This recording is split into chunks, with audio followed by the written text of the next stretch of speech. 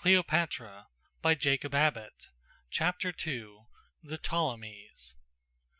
The Dynasty of the Ptolemies. The Founder. Philip of Macedon. Alexander. The Intrigue discovered. Ptolemy banished. Accession of Alexander. Ptolemy's elevation. Death of Alexander. Ptolemy becomes king of Egypt. Character of Ptolemy's reign. The Alexandrian Library. Abdication of Ptolemy. Ptolemy Philadelphus. Death of Ptolemy. Subsequent degeneracy of the Ptolemies. Incestuous marriages of the Ptolemy family. Ptolemy Physcon. Origin of his name. Circumstances of Physcon's accession. Cleopatra. Physcon's brutal perfidy. He marries his wife's daughter. Atrocities of Physcon. His flight. Cleopatra assumes the government. Her birthday. Barbarity of Physcon. Grief of Cleopatra. General character of the Ptolemy family. Lathyrus. Terrible quarrels with his mother. Cruelties of Cleopatra. Alexander kills her. Cleopatra a type of the family. Her two daughters. Unnatural war. Tryphaena's hatred of her sister. Taking of Antioch. Cleopatra flees to a temple. Jealousy of Tryphaena. Her resentment increases. Cruel and sacrilegious murder. The moral condition of mankind not degenerating. The founder of the dynasty of the Ptolemies, the ruler into whose hand the kingdom of Egypt fell, as has already been stated, at the death of Alexander the Great, was a Macedonian general in Alexander's army. The circumstances of his birth and the events which led to his entering into the service of Alexander were somewhat peculiar. His mother, whose name was Arsinoe, was a personal favorite and companion of Philip, king of Macedon, the father of Alexander. Philip at length gave Arsinoe in marriage to a certain man of his court named Lagus. A very short time after the marriage, Ptolemy was born. Philip treated the child with the same consideration and favor that he had evinced toward the mother. The boy was called the son of Lagus, but his position in the royal court of Macedon was as high and honorable, and the attentions which he received were as great, as he could have expected to enjoy if he had been in reality a son of the king. As he grew up, he attained to official stations of considerable responsibility and power. In the course of time, a certain transaction occurred by means of which Ptolemy involved himself in serious difficulty with Philip, though by the same means he made Alexander very strongly his friend. There was a province of the Persian Empire called Caria, situated in the southwestern part of Asia Minor.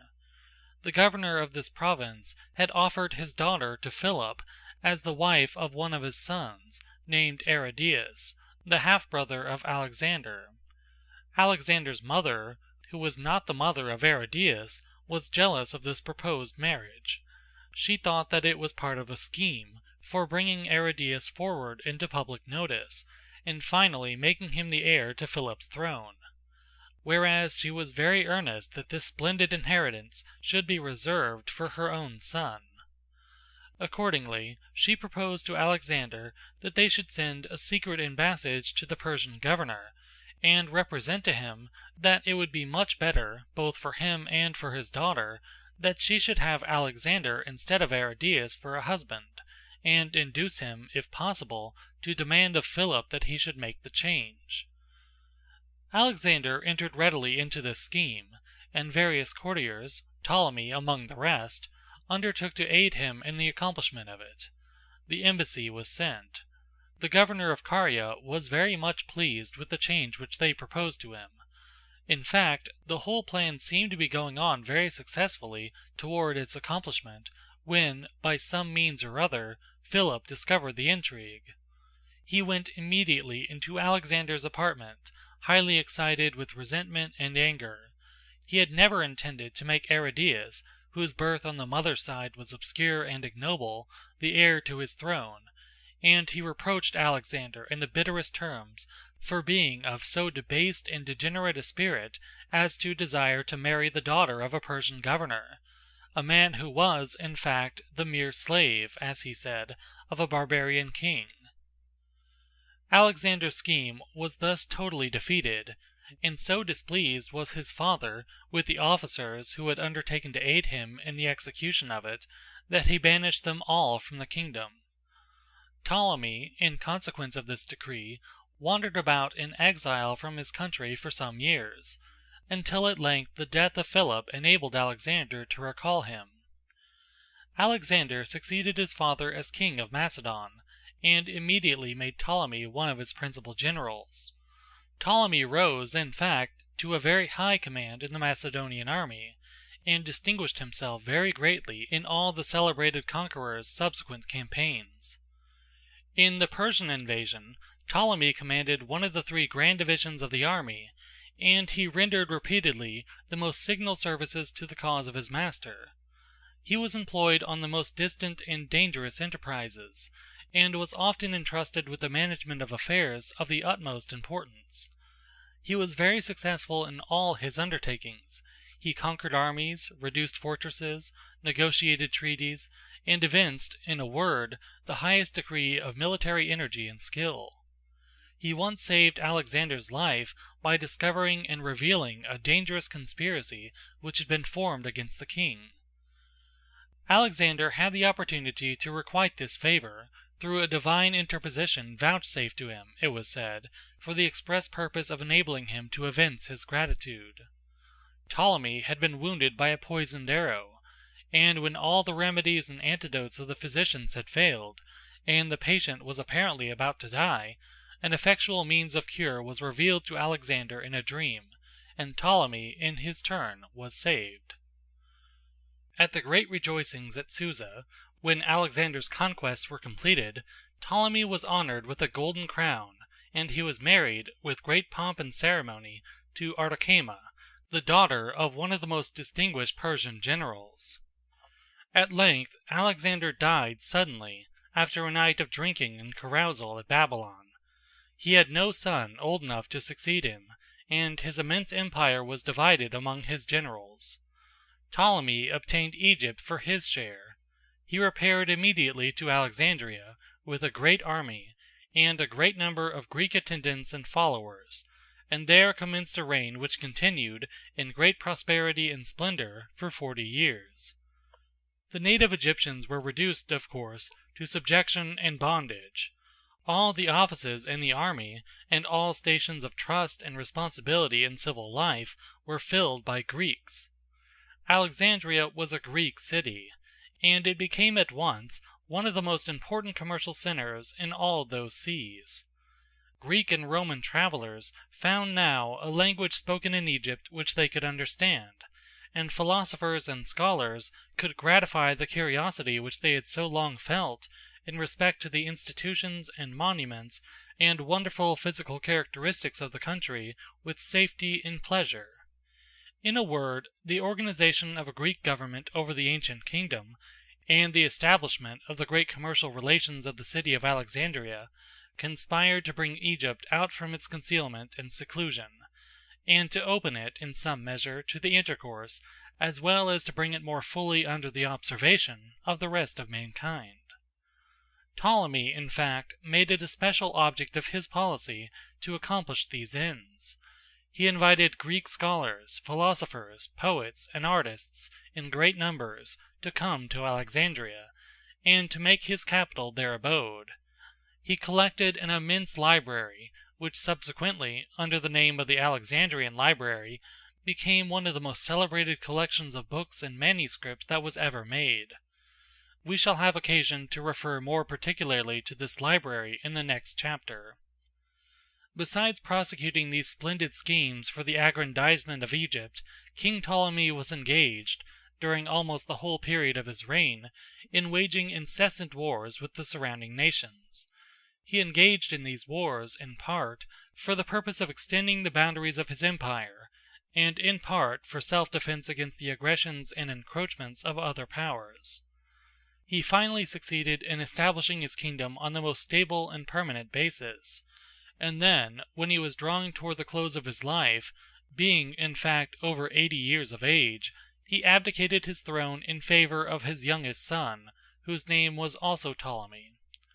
Ptolemy the Father, the founder of the dynasty, is known commonly in history by the name of Ptolemy Soter. His son is called Ptolemy Philadelphia. This son, though the youngest, was preferred to his brothers as heir to the throne on account of his being the son of the most favored and beloved of the monarch's wives. The determination of Soter to abdicate the throne himself arose from his wish to put this favorite son in secure possession of it before his death, in order to prevent the older brothers from disputing the succession. The coronation of Philadelphus was made one of the most magnificent and imposing ceremonies that royal pomp and parade ever arranged. 2 years afterward Ptolemy the Father died, and was buried by his son with a magnificence almost equal to that of his own coronation. His body was deposited in a splendid mausoleum, which had been built for the remains of Alexander, and so high was the veneration which was felt by mankind for the greatness of his exploits and the splendor of his reign, that divine honors were paid to his memory. Such was the origin of the great dynasty of the Ptolemies. Some of the early sovereigns of the line followed in some degree the honorable example set them by the distinguished founder of it, but this example was soon lost, and was succeeded by the most extreme degeneracy and debasement.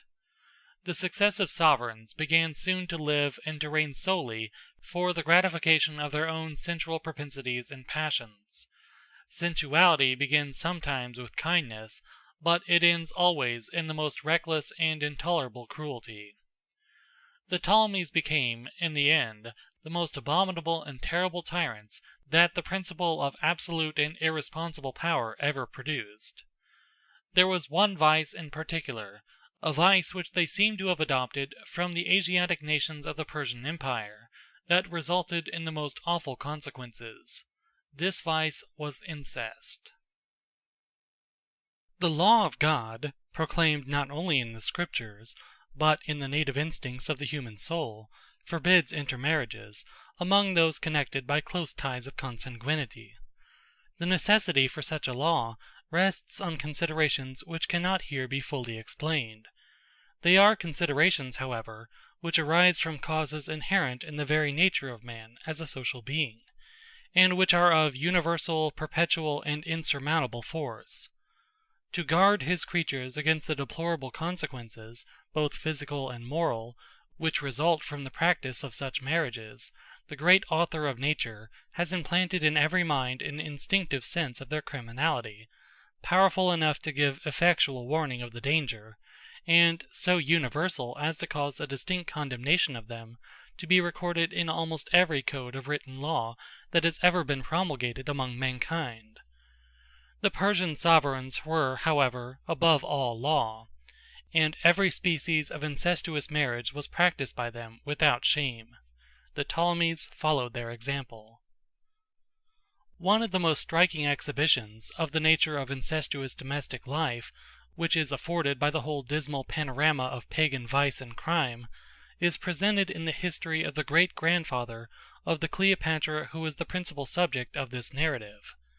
He was Ptolemy Physcon, the seventh in the line. It is necessary to give some particulars of his history and that of his family, in order to explain the circumstances under which Cleopatra herself came upon the stage. The name Physcon, which afterward became his historical designation, was originally given him in contempt and derision. He was very small of stature in respect to height, but his gluttony and sensuality had made him immensely corpulent in body, so that he looked more like a monster than a man. The term Physcon was a Greek word, which denoted appropriately the ridiculous figure that he made. The circumstances of Ptolemy Physcon's accession to the throne afford not only a striking illustration of his character, but a very faithful, though terrible, picture of the manners and morals of the times. He had been engaged in a long and cruel war with his brother, who was king before him, in which war he had perpetrated all imaginable atrocities, when at length his brother died, leaving as his survivors his wife, who was also his sister, and a son who was yet a child. This son was properly the heir to the crown. Physcon himself, being a brother, had no claim, as against a son. The name of the queen was Cleopatra. This was, in fact, a very common name among the princesses of the Ptolemaic line. Cleopatra, besides her son, had a daughter, who was at this time a young and beautiful girl. Her name was also Cleopatra. She was, of course, the niece, as her mother was the sister, of Physcon. The plan of Cleopatra the mother, after her husband's death, was to make her son the king of Egypt, and to govern herself as regent until he should become of age. The friends and adherents of Physcon, however, formed a strong party in his favor. They sent for him to come to Alexandria to assert his claims to the throne. He came, and a new civil war was on the point of breaking out between the brother and sister, when at length the dispute was settled by a treaty, in which it was stipulated that Physcon should marry Cleopatra, and be king, but that he should make the son of Cleopatra by her former husband his heir. This treaty was carried into effect so far as the celebration of the marriage with the mother was concerned, and the establishment of Physcon upon the throne. But the perfidious monster, instead of keeping his faith in respect to the boy, determined to murder him, and so open and brutal were his habits of violence and cruelty, that he undertook to perpetrate the deed himself in open day. The boy fled shrieking to the mother's arms for protection, and Physcon stabbed and killed him there, exhibiting the spectacle of a newly married husband murdering the son of his wife in her very arms. It is easy to conceive what sort of affection would exist between a husband and a wife after such transactions as these. In fact, there had been no love between them from the beginning. The marriage had been solely a political arrangement. Physcon hated his wife, and had murdered her son, and then, as if to complete the exhibition of the brutal lawlessness and capriciousness of his passions, he ended with falling in love with her daughter. The beautiful girl looked upon this heartless monster, as ugly and deformed in body as he was in mind, with absolute horror. But she was wholly in his power. He compelled her, by violence, to submit to his will. He repudiated the mother, and forced the daughter to become his wife. Physcon displayed the same qualities of brutal tyranny and cruelty in the treatment of his subjects that he manifested in his own domestic relations. The particulars we cannot here give, but can only say that his atrocities became at length absolutely intolerable, and a revolt so formidable broke out that he fled from the country. In fact, he barely escaped with his life, as the mob had surrounded the palace and were setting it on fire, intending to burn the tyrant himself and all the accomplices of his crimes together.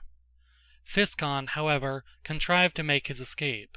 He fled to the island of Cyprus, taking with him a certain beautiful boy, his son by the Cleopatra whom he had divorced, for they had been married long enough before the divorce to have a son. The name of this boy was Memphitis. His mother was very tenderly attached to him, and Physcon took him away on this very account, to keep him as a hostage for his mother's good behavior. He fancied that, when he was gone, she might possibly attempt to resume possession of the throne. His expectations in this respect were realized. The people of Alexandria rallied around Cleopatra, and called upon her to take the crown. She did so, feeling, perhaps, some misgivings in respect to the danger which such a step might possibly bring upon her absent boy. She quieted herself, however, by the thought that he was in the hands of his own father, and that he could not possibly come to harm. After some little time had elapsed, and Cleopatra was beginning to be well established in her possession of the supreme power at Alexandria, her birthday approached, and arrangements were made for celebrating it in the most magnificent manner. When the day arrived, the whole city was given up to festivities and rejoicing. Grand entertainments were given in the palace, and games, spectacles, and plays in every variety were exhibited and performed in all quarters of the city. Cleopatra herself was enjoying a magnificent entertainment, given to the lords and ladies of the court and the officers of her army, in one of the royal palaces.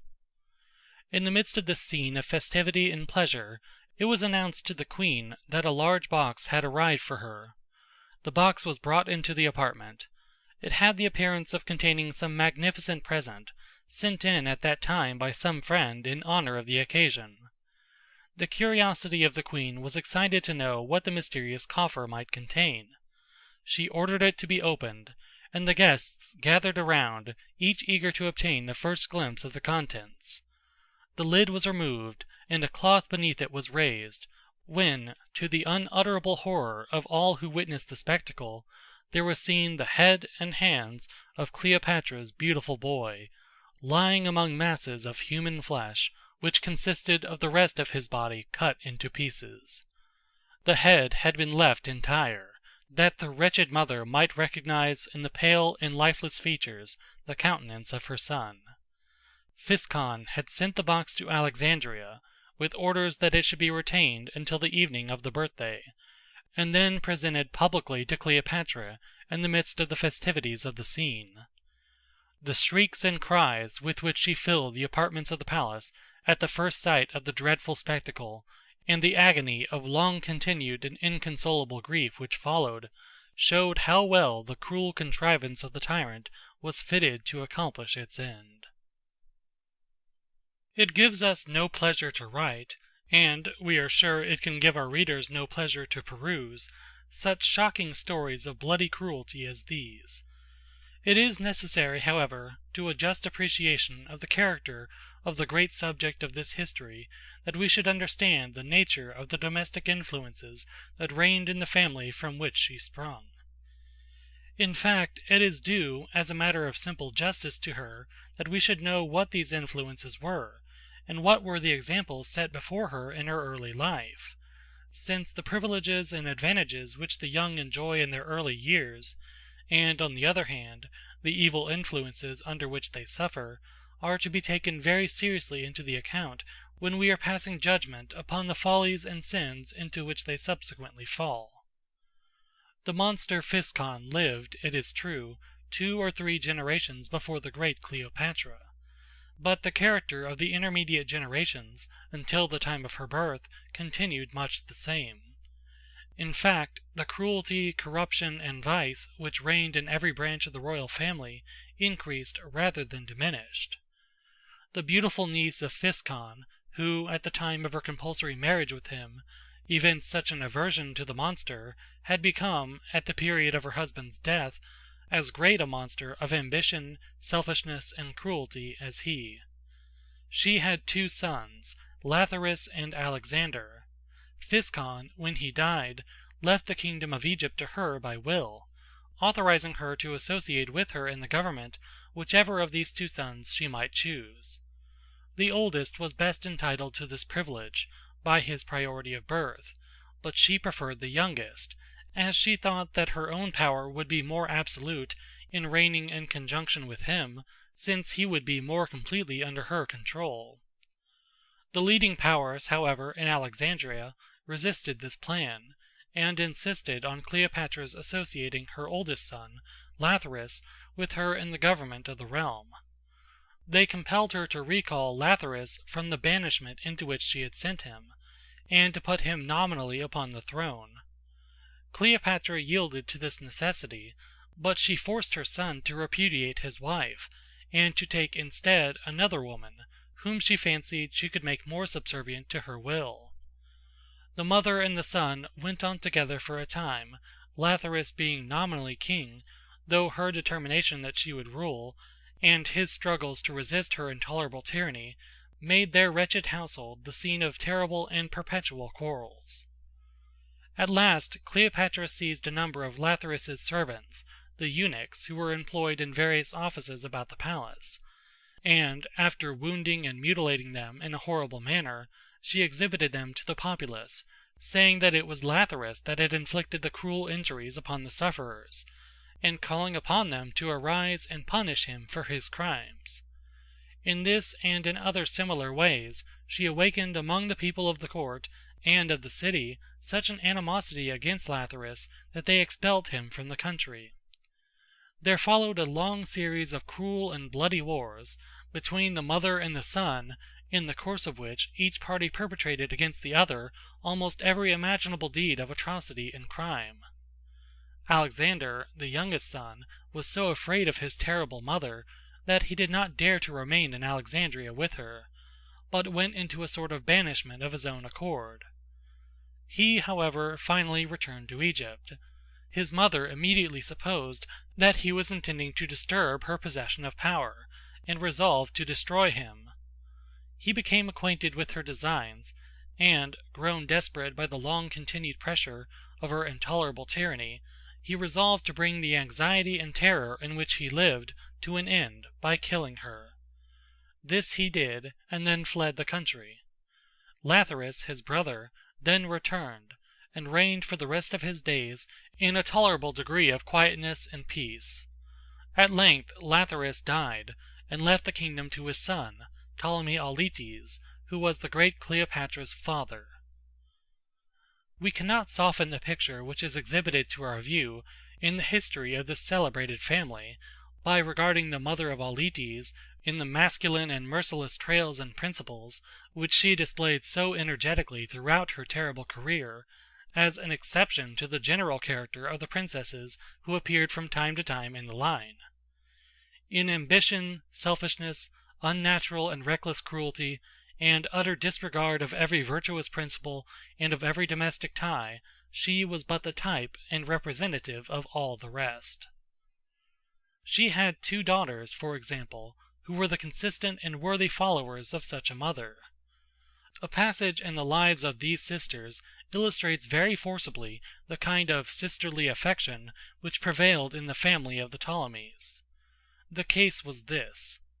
There were 2 princes of Syria, a country lying northeast of the Mediterranean Sea, and so not very far from Egypt, who, though they were brothers, were in a state of most deadly hostility to each other. One had attempted to poison the other, and afterward a war had broken out between them, and all Syria was suffering from the ravages of their armies. One of the sisters, of whom we have been speaking, married one of these princes. Her name was Tryphena. After some time, but yet while the unnatural war was still raging between the 2 brothers, Cleopatra, the other sister, the same Cleopatra that had been divorced from Lathyrus at the instance of his mother, espoused the other brother.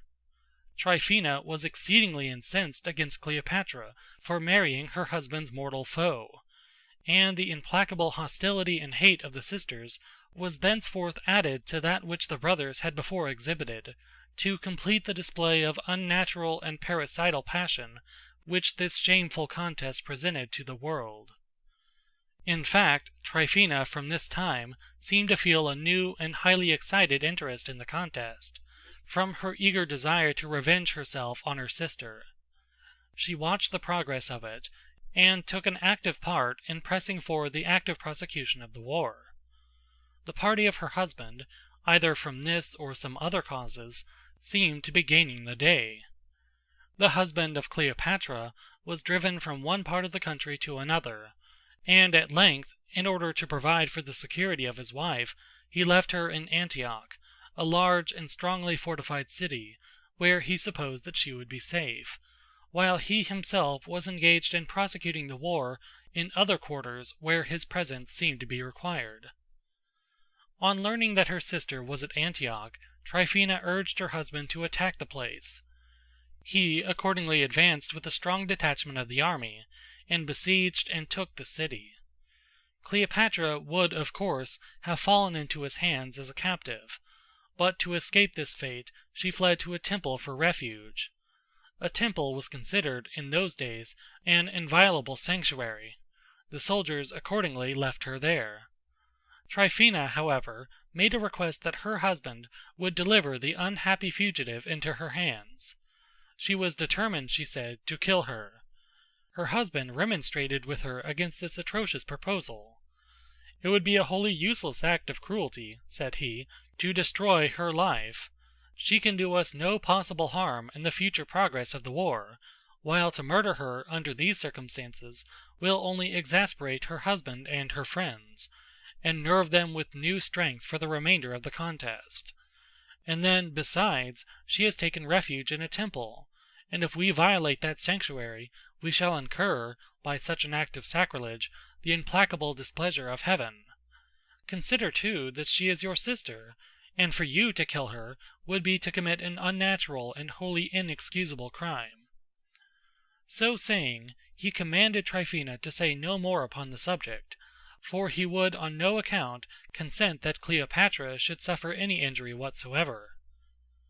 This refusal on the part of her husband to comply with her request only inflamed Tryphena's insane resentment and anger the more. In fact, the earnestness with which he espoused her sister's cause, and the interest which he seemed to feel in her fate, aroused Tryphena's jealousy. She believed, or pretended to believe, that her husband was influenced by a sentiment of love in so warmly defending her. The object of her hate, from being simply an enemy, became now, in her view, a rival, and she resolved that, at all hazards, she should be destroyed. She accordingly ordered a body of desperate soldiers to break into the temple and seize her. Cleopatra fled in terror to the altar, and clung to it with such convulsive force that the soldiers cut her hands off before they could tear her away, and then, maddened by her resistance and the sight of blood, they stabbed her again and again upon the floor of the temple, where she fell. The appalling shrieks with which the wretched victim filled the air in the first moments of her flight and her terror, subsided as her life ebbed away into the most awful imprecations of the judgments of heaven upon the head of the unnatural sister whose implacable hate had destroyed her. Notwithstanding the specimens that we have thus given of the character and action of this extraordinary family, the government of this dynasty, extending, as it did, through the reigns of 13 sovereigns and over a period of nearly 300 years, has always been considered one of the most liberal, enlightened, and prosperous of all the governments of ancient times. We shall have something to say in the next chapter in respect to the internal condition of the country while these violent men were upon the throne. In the meantime, we will here only add that whoever is inclined, in observing the ambition, the selfishness, the party spirit, the unworthy intrigues, and the irregularities of moral conduct, which modern rulers and statesmen sometimes exhibit to mankind in their personal and political career, to believe in a retrogression and degeneracy of national character as the world advances in age, will be very effectually undeceived by reading attentively a full history of this celebrated dynasty, and reflecting, as he reads, that the narrative presents on the whole a fair and honest exhibition of the general character of the men by whom in ancient times the world was governed. End of chapter 2.